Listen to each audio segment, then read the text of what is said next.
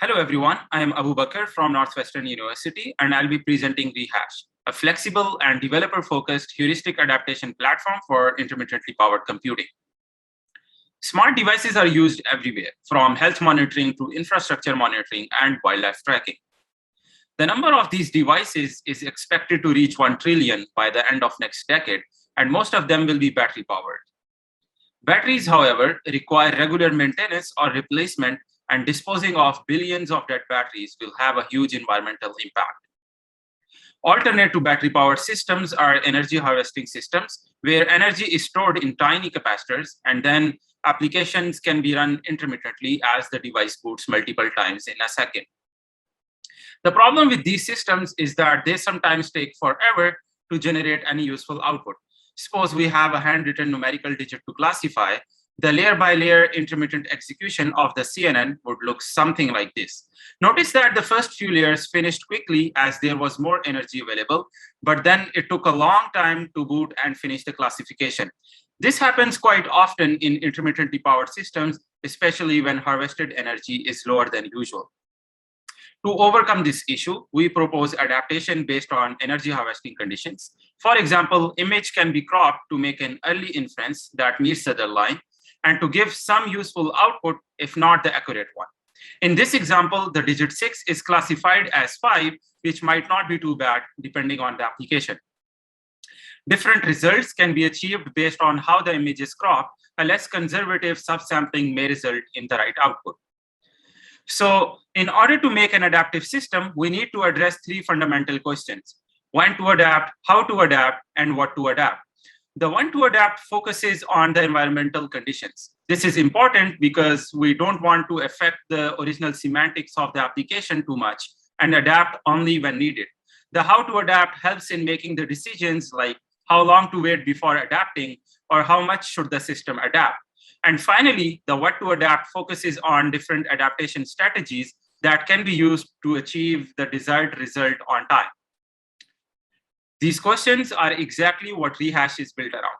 Rehash uses lightweight signals to measure changes in energy harvesting conditions without requiring any additional hardware.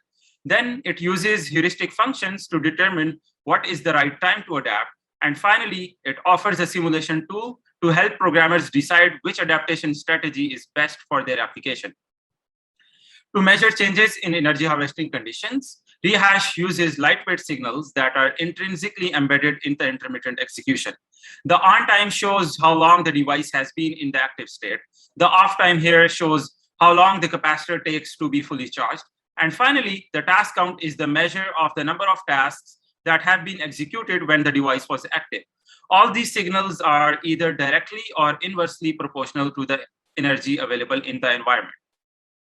After gathering these signals, a decision is to be made in order to adapt up or down the execution, and Rehash does so by using heuristic functions. Basically, it keeps the history of measured signals from previous few cycles and then looks at their behavior.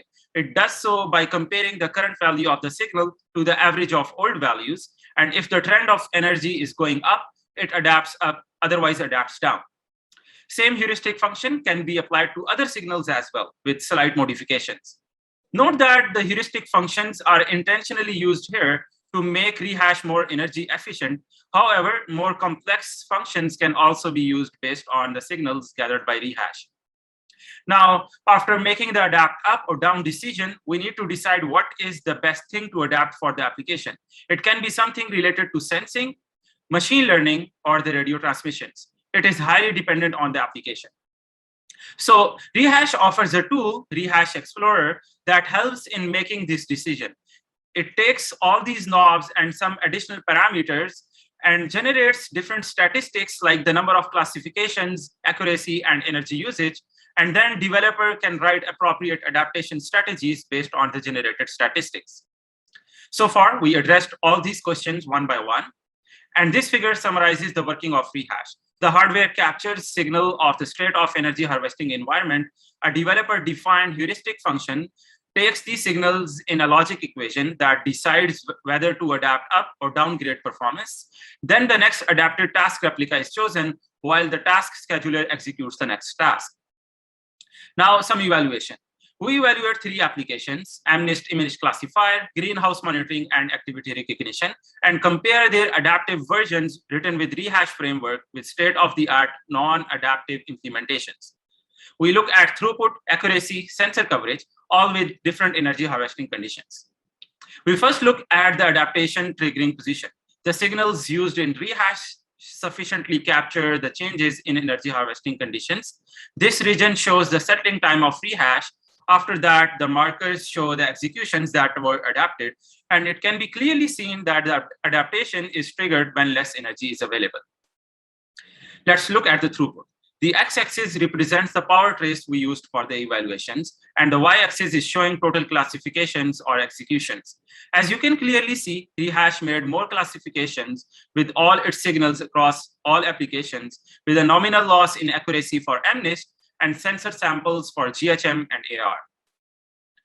We show that rehash has low memory and energy overhead and has better sensor coverage. It is flexible and portable. For more details about these experiments and results, please go through section 7 of the paper. To conclude, we presented the very first adaptive task-based runtime system. We showed adaptation makes intermittently powered systems more useful than their non-adaptive counterparts. We also showed heuristic adaptation is energy efficient and easy to use. Finally, everything is open source, and we invite you to read and explore our work. Thank you.